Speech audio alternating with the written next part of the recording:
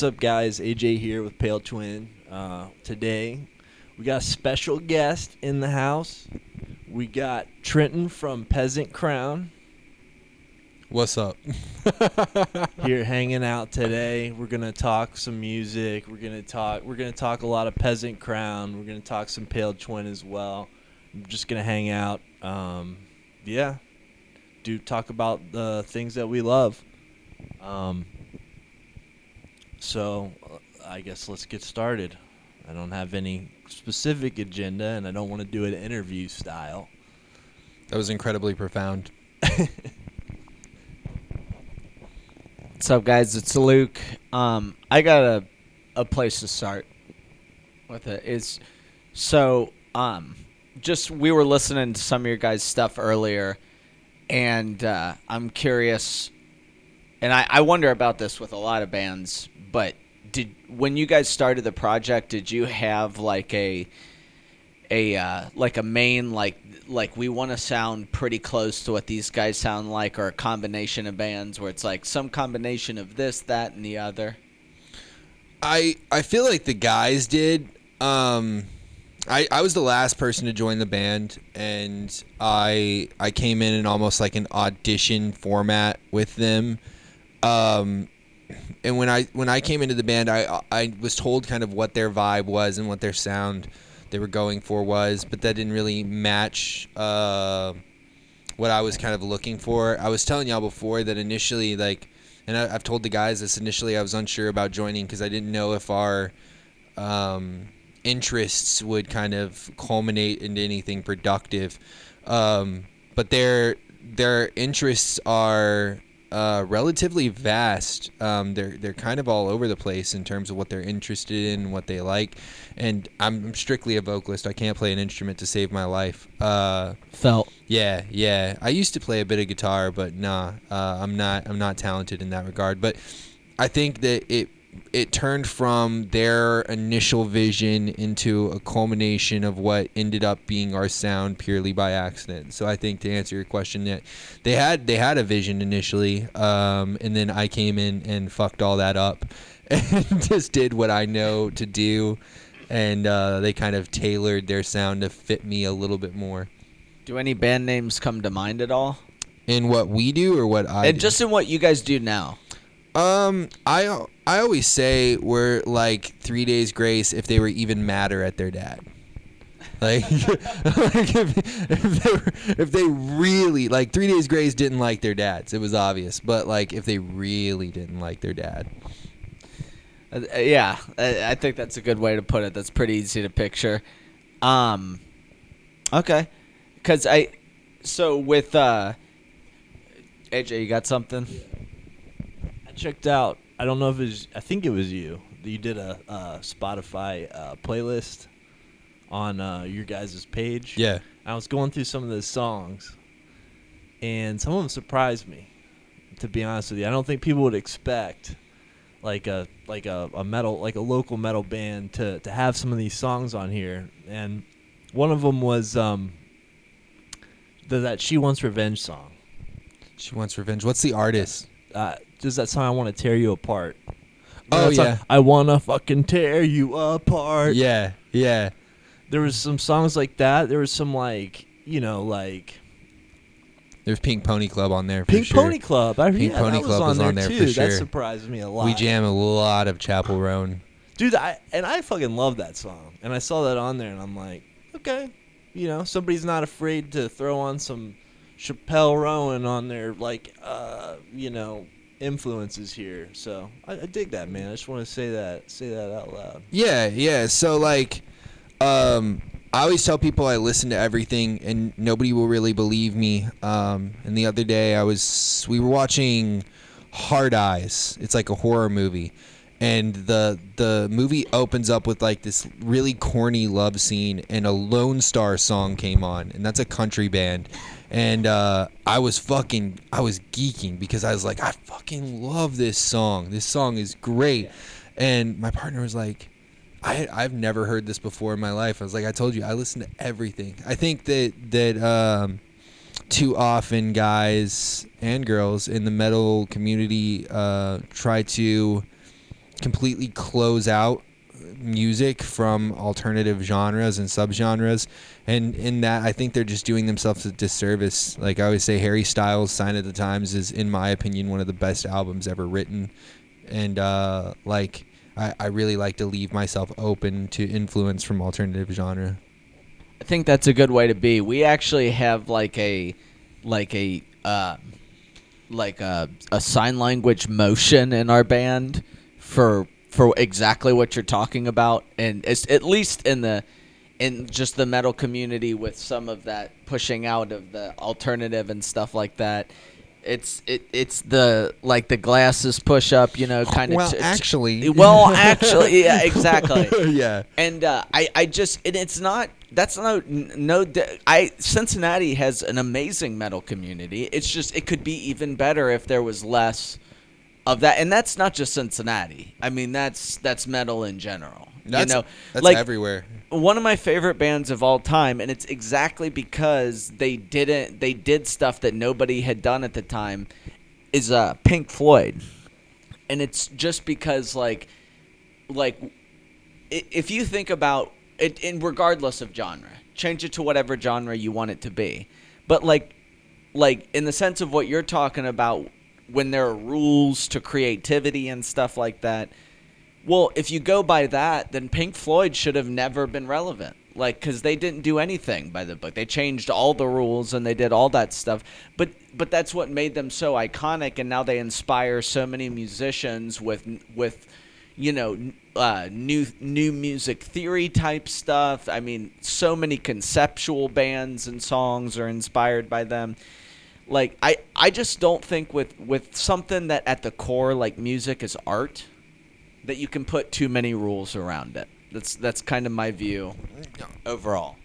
100%. Oh, go ahead, AJ. No, I was just gonna say that's been a core theory of Luke's since we started the band. I mean, we talked about that a few times in forming the band, but yeah, I just wanted to say that out loud. So Yeah, and I think that not many people would like recognize this, because obviously not a lot of people know us. And if they stumbled upon our music by accident, they would never grab this. But like the music is written by all of us, and if you listen to each individual track as an isolated thing, you would possibly not realize that it's written by the same guys. We have a song called "Best Served Cold," parentheses Ernesto's song, and it's totally different from anything we do. It's damn near a punk rock song.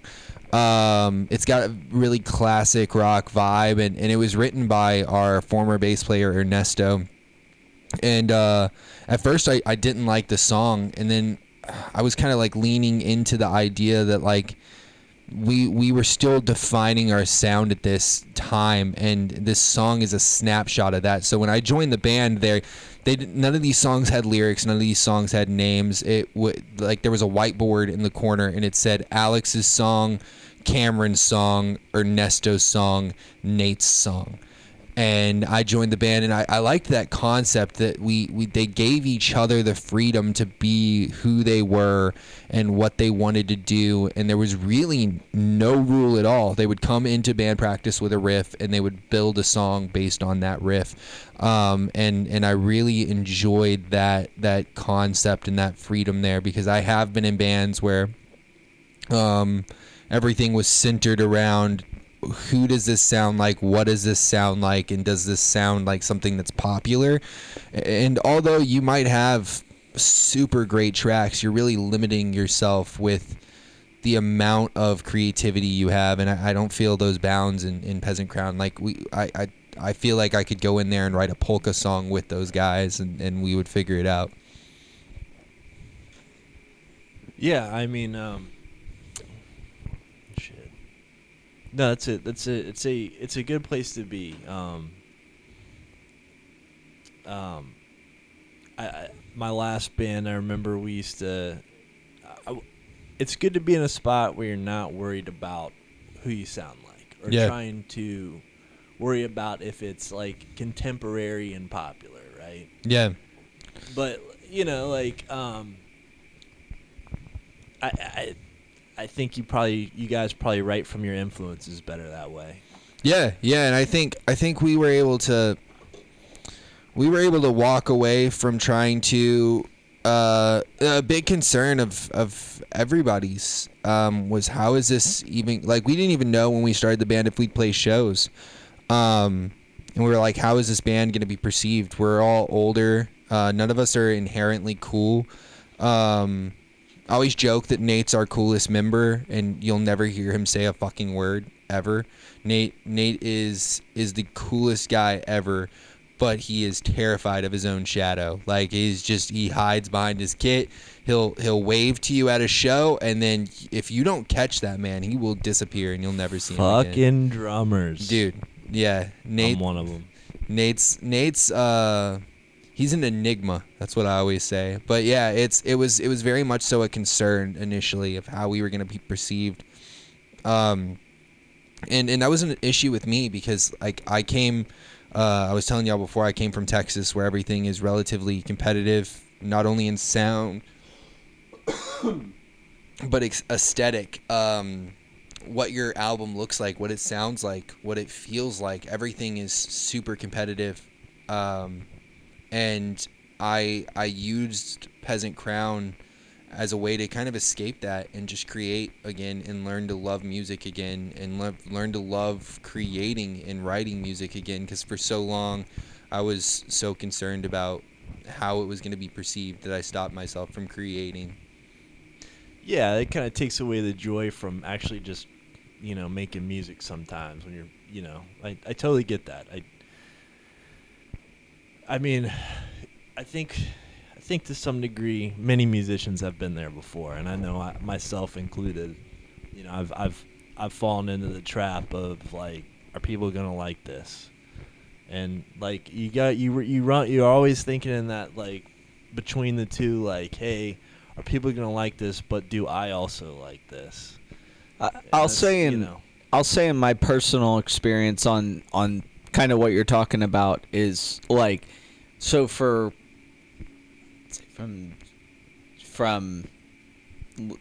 about a decade, I was just doing, like, solo stuff, so rap or sad boy or whatever, and, like, one of the things that I've noticed, like, right away is there is an added energy that you can't replace when you're working with a group. Like, when it's a group project, you got multiple minds on it. People are all like, you have more than one person passionate about something. It changes the dynamic in the room, or the dynamic of the vision that you're trying to create. Because when it's solo, it's kind of more of a, in my experience, it's kind of more of a legwork thing. It's always going to be what you think it's going to be because you're the only one that's putting the creative vision forward. But when it's a 3 to 5, 6 person project, the legwork is there because you've just got that many people there, and now everybody's got to do their share. But with that many people, the legwork is already there. It really does become like a creative balance between the 5 people, which can sometimes, or 5, 3, whatever it is, and that can be hard to find sometimes. I'm joking a little, but it's literally being in a band. This is what, like, people don't tell you. It's like the group project in school, a little bit. Like, it's like doing a group project in school. I always say it's like dating 4 dudes that you don't get to sleep with. Like, you still have to take care of their emotional needs. You have to make sure they feel pretty.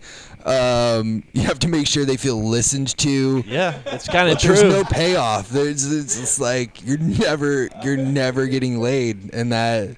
I mean, maybe if I asked Alex nicely, he might. But, like, besides that, like, it's and that can be problematic too. I mean, I'm sure, I'm speaking to 2 guys in a band, so I don't want to stir anything up, some repressed stuff. But sometimes, like, you'll think that you're on the same page with a vision and with a goal on a song or a album or even a piece of imagery, and then you start discussing it, and, like, the smallest thing turns into this massive conversation.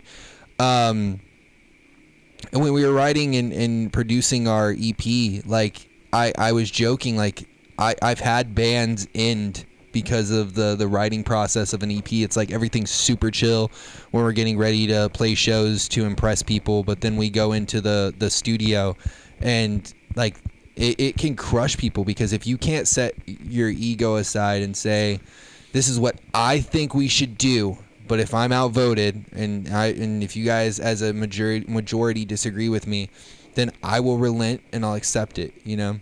I'm gonna shamelessly say this. I've been emotionally hijacked a couple times in the studio, and like I haven't pitched a fit, but it's tough.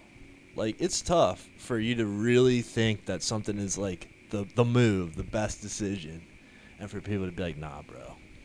Nah. Well, and that's where I think AJ and I kind of balance each other out in that sense, because like from the rap stuff and that, I started in the studio before I was doing practices like live with multiple instruments. So like I feel that's kind of where I started, and he started like playing live shows and with your brother and all that stuff. And so like I tended to be more like oh my God, like I remember the first couple months. It wasn't even like the first couple days of it. It was like the first couple months that we had practiced for the band. I was convinced that like my vocals were like not gonna cut it, like just because I was so not used to hearing them in like a live setting as opposed to the studio. Well, where I would imagine for you, it's kind of like the opposite in the sense of like hearing that finalized thing can be kind of like odd as opposed to just being able to change it. You know what I'm saying? there is a difference. I think you can get really, if you're just jamming in the basement and you're writing in the basement, you can hone in on technical performance. Like, is it clean? Are we playing in time? Is it executed well?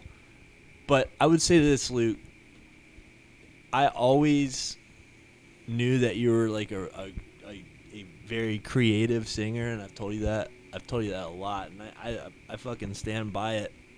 And like, while your vocals weren't I wouldn't say like technically good at the very beginning. Sweet burn, bro. Sweet burn. No, I'm really just trying to be honest. It's not a backhanded compliment. No, while they weren't like the best in the beginning, I knew you were gonna get better because you had that motivation, and you had the motivation to get better. But like, the creative part was always there, and that was the most important part. And you have that, which a lot of people don't. So. And I 100% I 100% agree, because I cannot stand the studio. I hate it. I play music so that I can be on stage.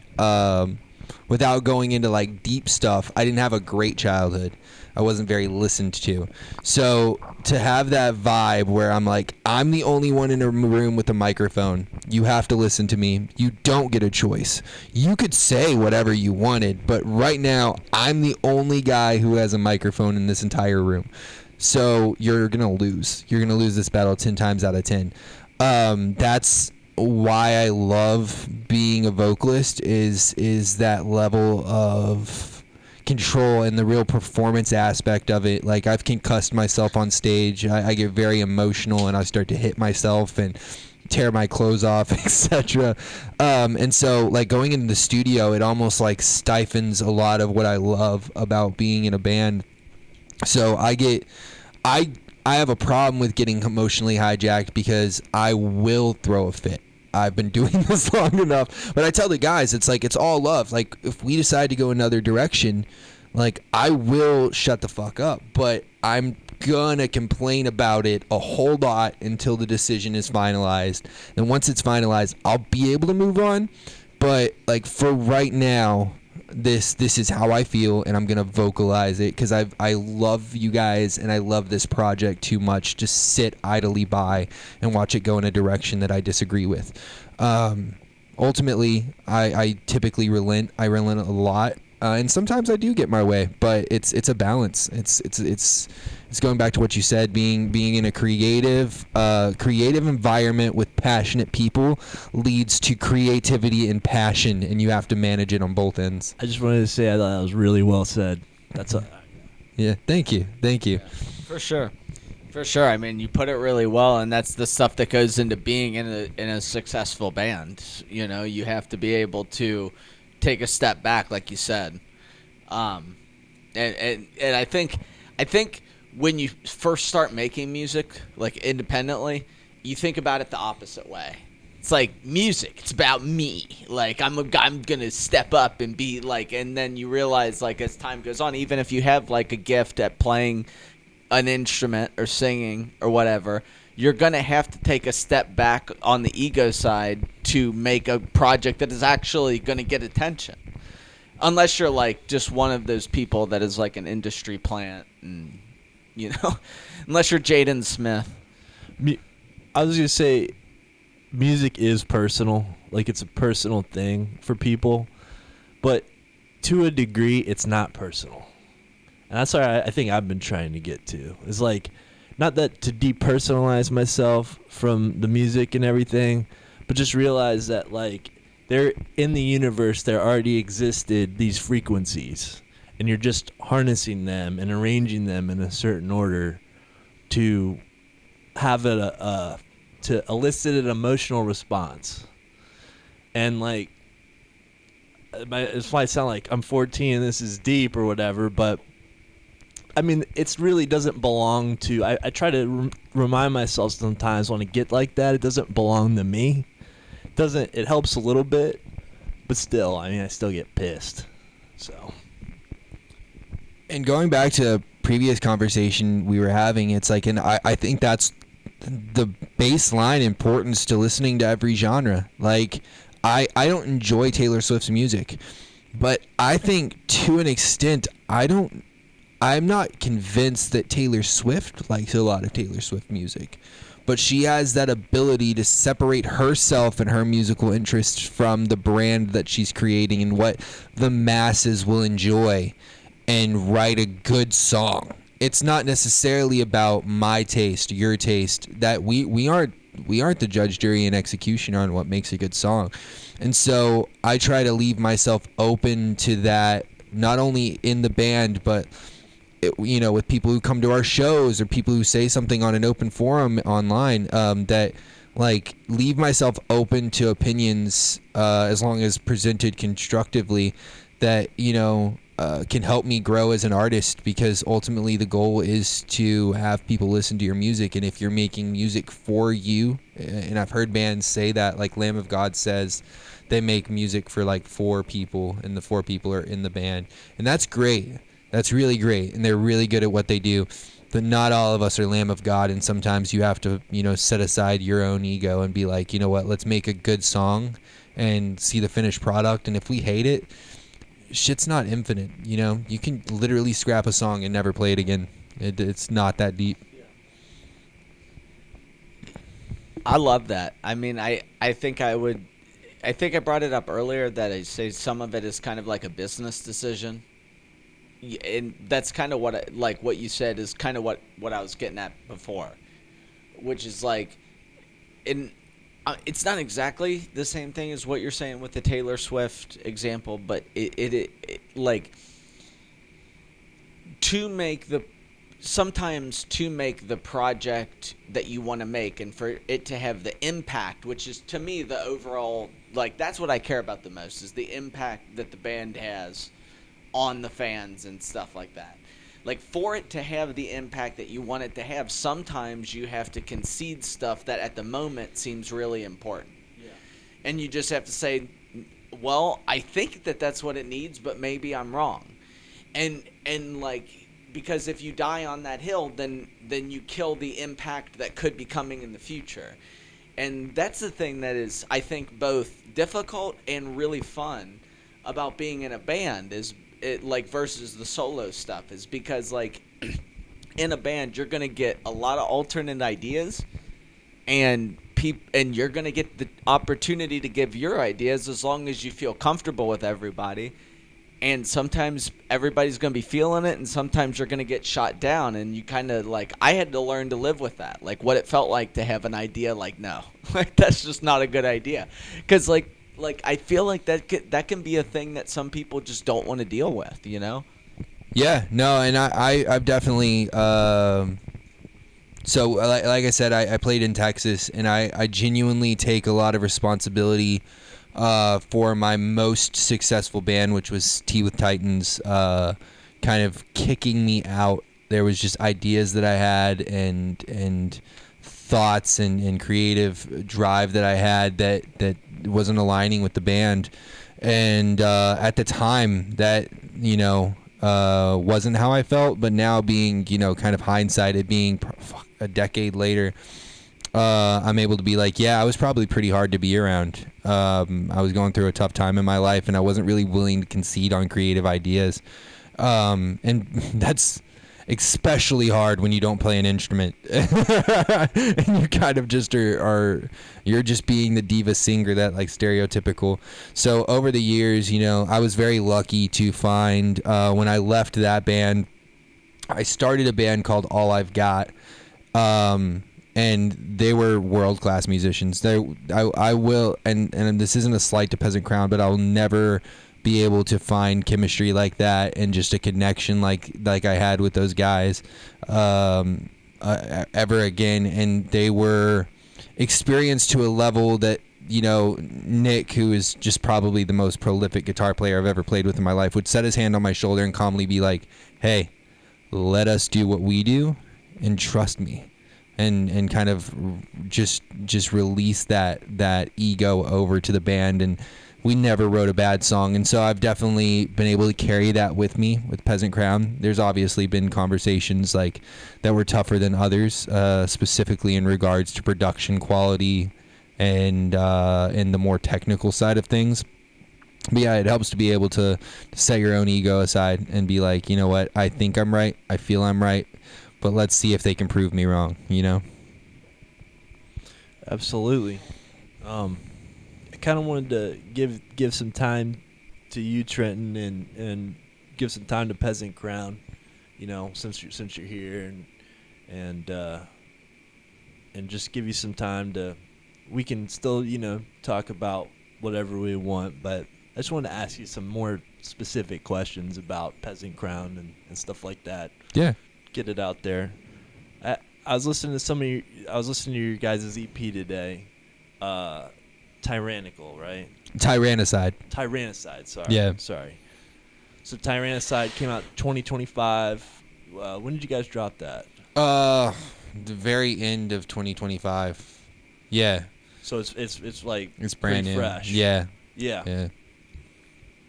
One of the big song I saw you guys have was The Lament of Dirty Dom. That seems like to be like the kind of the crowd favorite, right? Yeah. What's the background of that? Like, how did you guys write that song? What's the meaning of it? Could you elaborate on that a little bit?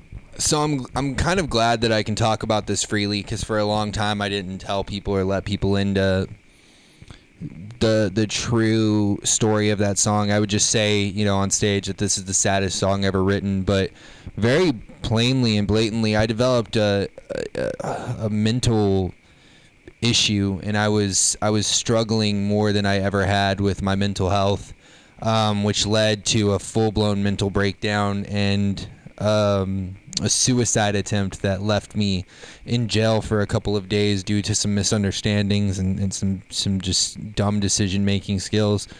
I went to jail for 2 or 3 days, got out, and I hit the band up and basically told them everything that happened. I assumed, just being in that state of mind, that it was basically the band was over, just because, I knew that just because I had gotten out of the situation doesn't mean the situation is over, and I had a relatively long road ahead of me. The response from the guys, was come jam. They're like, let's get together, let's play some music. And we were sitting there just kind of fiddling around. We had played the set, whatever, and Alex goes, hey, how about we write a song about what happened? And I told him, like, I don't feel that I'm ready. But he's just like, well, let us play. We'll play around with some ideas. Nate's been playing with an idea that I think would be really cool for a song. And so I was just listening, and I just started to talk into the microphone. And it's very different. The Lament of Dirty Dom is very different from anything we do, because I'm not singing. I'm not really screaming in all of it. It's very spoken word.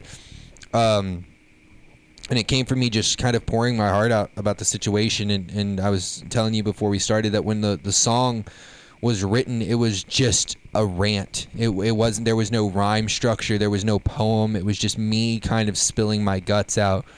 And I took it, and over the course of a couple of days with the recording of the practice, I was able to structure it in a way that it was now a poem. And so we took that, and I told them straight up, like, I don't know if I can perform this song yet. It's still so fresh. And they kind of urged me, like, this might be one of the greatest tracks that we've written. And so I said, again, setting aside your own ego, your own problems for the better of the band, we went on stage and we performed it. My favorite part of that song, though, is the name, because I'm a huge wrestling nerd. Dominic Mysterio was doing a character at the time on WWE where he went to jail for 2 days, and then he came out a hardened criminal. So he would be like, you know, when I was in the clink essay, and he would have all these things that related to him being in jail, but he was in for 2 days. And I started to relate heavily to the isolation that character might feel, and I really expanded on it.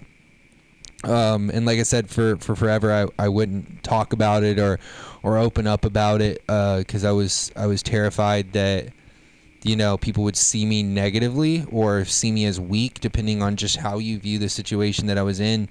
But it led to a fucking banger. I love that song. I love playing that song. It's one of the true.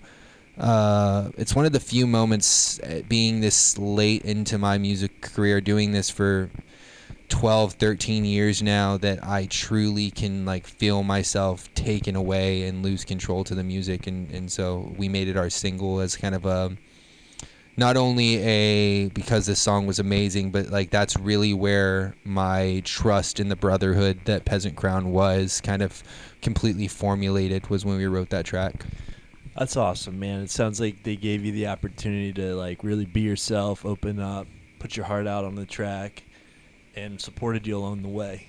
And that's really good stuff. I appreciate you opening up about that. Yeah. I can't help other people if I'm not honest about it, which, you know, is kind of one of the goals that we have. So you got a couple more here. So, you know, this is maybe a little more technical out there. I'm not. Some of the people that listen to this podcast might be interested in this. How did you guys? And if you don't know the specifics, it's fine. But do you know how you guys recorded the last EP? Like, how'd you guys go about doing that? Cameron Hamby and Nathaniel Lloyd, man. So I am notoriously against recording at home. And doing things on your own. But that kind of leans into the conversation that we were having before. I think that there's a benefit to having a producer, because the producer is, in my opinion, not even there for the technical aspect. A producer can be incredibly useful to separate themselves from a band and say, hey, this is good and this is good. This is the direction we should go with this. You're wrong. Listen to me. I know better. I totally agree. And so they decided that they wanted to do it on their own. And when we started to work on this, Cameron truly had no idea what he was doing. He was kind of fumbling through stuff and learning everything from the ground up, which was incredibly concerning on my end, going back to ego. But as we started getting different mixes back from him, and he kept sending them, and then there'd be a spirited debate, and then he'd send another one, and then there'd be another spirited debate, and then Nathaniel started to kind of tag in and help and give his technical collaborative mind to that side of the project. It just started getting better and better and better until we had the single for Lament of Dirty Dom, and I remember hearing it. I was like, I think he got it. Like, I mean, this mix, obviously, I mean, people go to college and spend their whole life doing it. The but tracks I've heard, your mixes sound great. Yeah. So, like, I will give you that for sure. But I do get what you mean. Like, having if they're a good producer, they're non-biased in the sense that, like what you said, they are going to tell you if something is good or isn't. Like we've got a couple tracks getting ready to release, and then those include like 4 or 5 tracks getting ready to release, and then including the tracks that we've already released. But all of those were done with Max Guerrero and Wesley Davis from Young Mosh, and I think we did it like in a mix, like we did them in a couple different spots. Like one was more of a home studio situation, and one was a studio situation. But it was exactly what you said. I mean, having someone to say this works, this doesn't, and everybody's going to have agreements and disagreements. It doesn't mean that one opinion is always right, but just to have somebody on the outside to say, like, I could see this being better, you know, because it is hard. Like when I'm obsessive, like about my lyrics and vocals and stuff, and I find that like if I'm for example, if I'm working on a song and I've listened to it and I'm writing to it and I'm like, maybe it's done, right? But I'm going through it for like the 50th time. Like, I need somebody else to tell me if it's good. Yeah. Like, I no longer know anymore. Yeah, but I mean, the basis answer to the question was Cameron. He changed. Going back to exactly what I said before, I disagree. I'll give you an opportunity to change my mind, and I love the way our EP sounds. There's certain aspects of it that, like, I'll be listening to it on headphones, and I'll be like, I see what he did there. And some of the panning and decisions he made along the way are brilliant. And so Cameron was our main producer, and then Nathaniel co-produced it with him. Awesome. I was gonna say, I was listening to it today. There's some catchy stuff on there, and if you guys haven't listened to Peasant Crown yet, check them out. One thing I'll say that's different about you guys is the singing aspect, and you actually sing in these songs, which, you know, I was surprised. You know, whenever I'm like, okay, yeah, we're gonna talk to a metal band. I've played with I've played with a lot of metal bands. So it tends to be like melodies that will catch your ear, right? And one of those was "Metal Is Gay." I think that's one of my favorite songs on the new EP. How'd you guys go about writing that? Was that? So "Metal Is Gay." I had a conversation, and I want to be clear before I continue because I throw a lot of shade at him. He's a good dude, but me and my dad haven't always gotten along. And he's trying to learn to be a better person, but it's a slow burn. He's gonna get there one day. I believe in him. But we had a really spirited debate. My baby brother is 16, and he's in that point of his life where he's trying to define who he is, and my dad was upset because he wanted to wear dresses. Does he live with your dad right now? He lives with my mom. Yeah, they're divorced. So yeah. I've got 2 moms. I got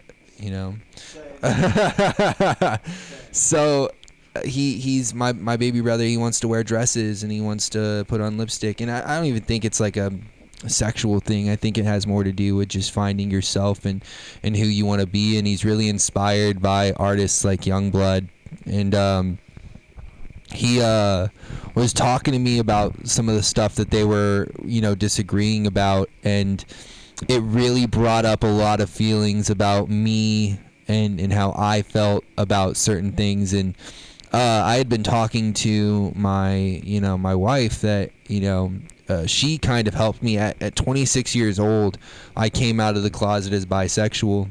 And that's a weird feeling, to be in a long-term relationship with a woman, to have 2 kids, and realize that you might not be straight, and you have held yourself back from that for years because of repression. And truthfully, and my wife will agree, you never know what could have been, right? Like, there, I talk sometimes about just like soulmates and finding your proper soulmate. And there could be a dude out there that's like, missed out on his life with me because I was too repressed to even talk about the fact that I was feeling these things. And so I sat down with the boys, and Nate had written this riff a long time ago. And it was actually already called Metal is Gay before I even put lyrics to it. But I pulled it up and I was like, I could write something crazy good with this. And I think that the lyric that I like the most is at the end of every chorus. I say, you're lucky I'm not too far gone, or you'd be face down on my lawn. Basically insinuating that, like, this could have ended badly. I could have had a mental break. There was I lived in Texas. There was guns in my house my whole life. Like, there are people who snap and do crazy things. And then the last chorus when I hit it is, you're lucky I'm not too far gone, or I'd be face down on my lawn. Insinuating that because I held back on all these things that I was feeling, and all this hatred that I felt towards myself and towards you and towards religion and everything that came with repressing my sexuality, that this could have ended with not only you being hurt, but me being hurt. And ultimately, I spared both of us, and I'm the bigger man, and I get to walk away from it. It's poignant because I always joke that 2.5 members out of the 5 of Peasant Crown are part of the LGBTQ community, but you have to guess which one. We're not gonna tell you. It's like a game, Go to a Peasant Crown show, figure out what the other gay one is, and he's up there, So, I mean, I love that. I can, on a certain level, like that. Like, I can relate to what you're He's talking like, no homo, but I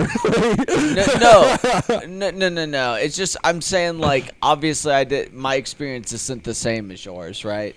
But I went to school, like, up in a country area of Ohio.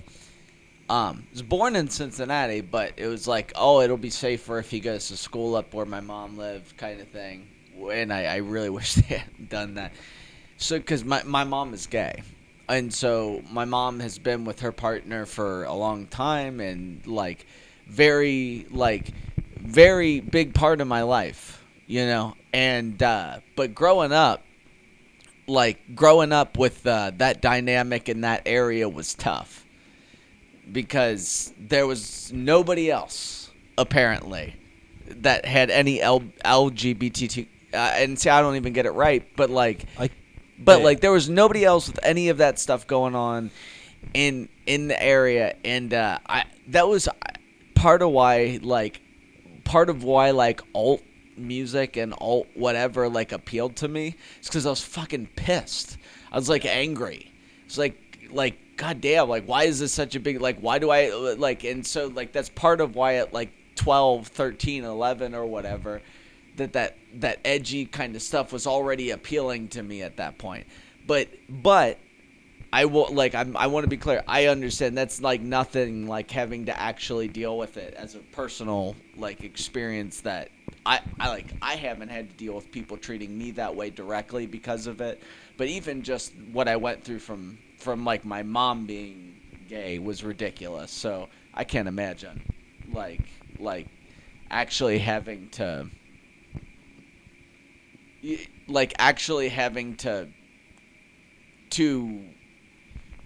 be by part of directly part of that community and dealing with especially 10 years ago. Yeah, I mean, it seems like it's gotten a whole lot more accepted in the past I would say 10, 5 years. Yeah, I mean, but it's still not. But it's better than it was, I think. But even on that front, it's not even it's kind of a weird relationship that I have with it, because I do present as a straight guy. You know, you'd never know if I didn't tell you. And so I'm not really fully accepted into that community. And so like nobody's ever treated me, the LGBTQ community. Nobody's ever treated me any differently for being bisexual, except people who are in that community that are not accepting of me because I have the wife and I have the kids and I have this whole life that I built and I kind of hid in that closet for so long. And I don't have a lot of experiences that they had, and I didn't have to deal with people treating me like that outside of my parents, who I think, or my father, who I think saw something in me that scared him. And so it's a weird thing, especially like I said, being 26 years old, having your life already ironed out for you and kind of laid out in front of you to where it's too late to go back now. I don't really have the same experience that a lot of them had, and I didn't really have to deal with a lot of the same stuff. My stuff is far different, which is another reason that song meant so much to me, because it was kind of like my way of saying, like, that's why it's called Metal is Gay. It's like it's my way, and even other members of the band's way of saying that, yeah, we're very different from the average homosexual or bisexual that you see, but we're still here. Yeah, I mean, just like anything, right? There doesn't have to be, like, it's not cookie cutter. Yeah. Like, it's a shitty way to look at life. I was just going to say it. Like, it's a shitty way to look at life that you think metal has to sound a certain way, or somebody who's gay or bisexual has to be a certain way. Like, I mean, so I don't know. I guess, but at the same time, it's very human. I like, it's human to classify things. So yeah, and that's it's one of the important reasons to understand the other side too. That's one of the reasons we blatantly named it the way that we did, because Metal is Gay as a song could be incredibly problematic for our band. And we had that conversation. Like, are people going to think this is, like, hateful? Are people going to think that this is us speaking negatively about the community? No, it took some ball. I thought about that when I saw it. It took some balls to name it that. Well, like, it did. The thought process is you're going to stop and you're going to listen. People love drama in today's world. Yeah. And so if you stop and you listen to that song and your opinion isn't that it's about somebody getting some shit off their chest that they could only really get out in song, then you didn't listen hard enough. And I think that was a really fun way to do that, is we're going to draw you in with this name, and if you think it's derogatory or you think it's hateful, listen, and we'll change your mind, and you'll see kind of where our true hearts lie. So it was definitely an intentional play on my end to keep it. Like I said, Nate had named it Metal is Gay. He was a relatively edgy teenager, I believe. And so I don't think that was ever his intention. He's like, I'm going to get this singer in a band, and he's going to have a lot to say on the subject. It just lined up. Yeah, it just did. And that's been a lot of Peasant Crown stuff. Is it just works. So I got a good question, and this is kind of random, but it's the kind of stuff like AJ and I talk about a lot, and like, so sometimes I think, like, with Pale Twin, and I'm asking you with Peasant Crown, I think about, like, if it was Pale Twin, like, what, like, old video game would, like, our music be the best, like, back, because we were talking about, like, Tekken or Soul Calibur or whatever, and I think it could hit for Soul Calibur, I think, potentially. But, like, the point is, like, what do you think with Peasant Crown, like, on one of your old school, like, one of your, at least your favorite old school video games, it would slap as, like, the background music? So this would be a great question. Cameron is going to be upset that he doesn't get to answer this, because he's a huge, like, PC gamer nerd. He loves PC games, and he could probably give a far better answer. But for me, the first thing that came to mind when you asked the question is there's a PS2 game. It's one of like the early Rockstar games. It's called State of Emergency, and it's like basically like you're involved in like a mall riot, and you have to loot as much as possible. And I think some of our tracks would just be sick to listen to. While you could listen to all of our heavy stuff while you're looting the mall, and then you could put on Harm, which is our like slow song after you've already done looted the mall, and feel bad about yourself for your actions. Or if you like failed. Yeah. Have you seen those like dinosaur horror game PC things on TikTok? I've never tried them myself, but they look fire. I have not. I have not AJ, tried do you know what I'm talking about? Those games. the dinosaur horror games on PC where it's like you have to walk through the forest in like Jurassic Park at night or whatever. Nah, man. Are those new? Relatively. I mean, they're not like brand new, but but anyways, we were talking about the background. Do you have any like background things for Pale Twin? I thought about this, man, and I thought it would be cool if we had like an 8-bit videos or like an 8-bit style animation video one day, but it's gonna sound kind of pretentious, but like I could see like Incandescent being like an 8-bit like video game, like indie video game track for like Undertale or something like that. You guys ever play Undertale? No. Check it out. It's sick. It's like 5 hours, and it's like a really, I don't know. It's just really well done, but something like that, some like 8-bit version of our song and some indie game. Yeah, my video game taste is. I like a lot of the retro stuff. Like I really I used to collect N64. So anything for the Nintendo 64, I can talk your ear off about. Was that your first console?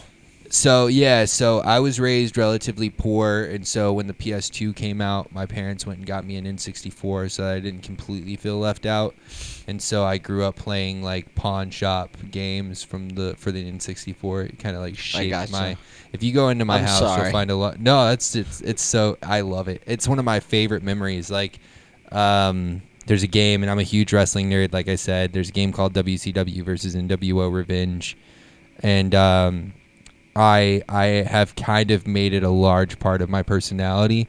And so there's a shrine to this game in my living room, and the cover has 4 wrestlers on it, which is Hulk Hogan, Kevin Nash, Goldberg, and Raven, and I have their autograph on all. Like I have 4 cards with their autograph on it, and a glass case is the centerpiece to my living room. I know 2 of those. Yeah. I mean, everybody knows Hulk Hogan. You got to know Raven. Raven's sick. I didn't know. Look up Raven. Know who Raven is. I know Goldberg. Yeah, Raven's the coolest. Right. Yeah, but yeah. So like you would think that would be a sad story, is that I never had the things that other kids had growing up. But it also taught me to really appreciate things that I did get, which the N64 kind of fell into that category. And I still play probably 2 or 3 hours a week of N64 games. I'm very in love with the 64-bit games. Did you ever play? Wait, hold on. I got one for you. Earthworm Jim 3D. It's a great game. Fucking awesome. It's very hard to emulate. It's got a lot going on, so the emulators crash super heavy. Okay. But it's emulator. It's a lot of fun. What's an emulator again? So you're gonna send me on a nerdy tangent here on the N64. So with the N64, there's basically 2 schools of thought. You can either like spend hundreds of thousands of dollars to collect all the games, or you could get a what's called a flash cart. And so the flash cart is something that you put into the 64, but it's got an SD card. So I only have 1 cart, but it has all of the N64 games on it. So I put that thing in, and it opens up a menu, and I can play any game on it. And like the controls have to be mapped to. No, this is like It's already it's mapped. programmed for the hardware. Oh shit! And so if I was doing this on a PC, then I'd have to map it. But because this is designed specifically for the N64 and designed to play with original hardware, it's you plug and play, and it's so cool. That's sick. Yeah, it's The so whole cool. library, huh? Yeah, I bring it to parties, and I'm like, hey, what N64 game do you like? So Earthworm Jim 3D. Hold on, one more. Well, of course you got the old Super Smash Bros. Super Smash Brothers is Yeah. sick. Yeah. Classic. Who was your guys' characters on Super Smash Brothers? I can't even remember. Probably Metroid. You have to have a character. I think it was Link. On the 64, Link, Metroid. If I wanted cheese and like guarantee a victory, Kirby. Nobody likes that guy though. He's OP. Yeah, Kirby's. But I like to play Kirby a little bit differently. Like I'll swallow you up, like, and put you in my mouth, and then I'll walk off and commit suicide while holding you in my mouth. And so like that. Nobody wins. Nobody wins. Exactly. People get so frustrated. They're like, "Dude, you're just nuking the game," and I'm like, "It's easily you can do that with Yoshi too, and just completely ruin the party." And then I think one that I remember from being a kid was Pokemon Snap. I fucking love that game. I only got to play it a couple times, but I fucking love that game. It doesn't age as well, man. No. Yeah, I think there's a peripheral. There. If I could buy a Snap machine, I'd probably love it a lot more. There's dudes on like the high end 64 groups that have them. But back in the day, you could take all your pictures of your Pokemon. You could go into Blockbuster with your cart. You'd plug your cart into this machine, and it'd print out your pictures. And there's dudes who still have them, but they're so expensive. They're crazy expensive. I had a couple rapid fire questions, like vocalist to vocalist, and some of them are like what we're talking about now, just random. But I just wanted to hit you with these before we wrap things up. And I mean, unless you guys had any other main subjects you were wanting to go. Did you have anything else? I'll plug our shows at the end of this, but yeah. Go All right. ahead. So I got like some quicker stuff. So, what do you find easier, high or low screams? High, Same. for sure. Same. Okay. Who was your favorite vocalist growing up?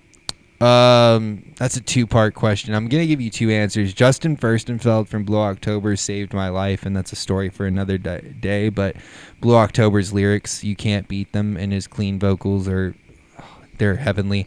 But my favorite vocalist that does what we do is Jason Butler from Let Live. The dude's a madman on stage. He personifies what it means to be a rock star and to do it correctly. Hell yeah.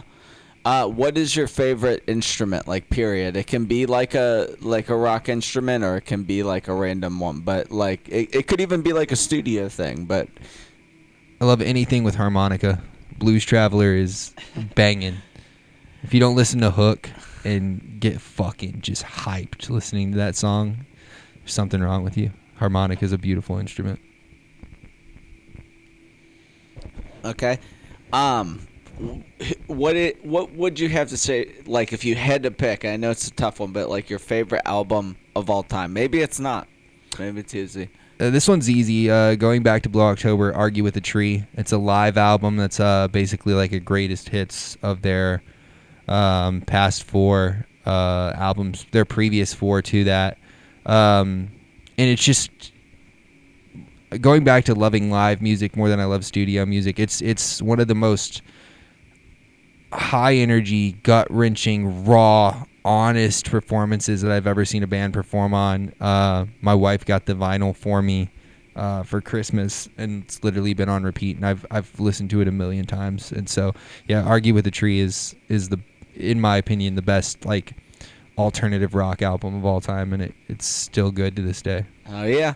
So on that note, if you had to pick, like, it doesn't, like, if it didn't affect like, if it didn't affect Peasant Crown shows, just the way you listen to music at home, kind of thing, between like vinyl, like good quality vinyl, super high quality digital, like off of whatever system you prefer, right? Or like a universal sound system that is more like surround. So if you're picking like between a bunch of systems, where it's more surround, a like really really nice pair of headphones, or vinyl, like quality vinyl, which one are you picking? If I had to pick, I'm going high quality sound.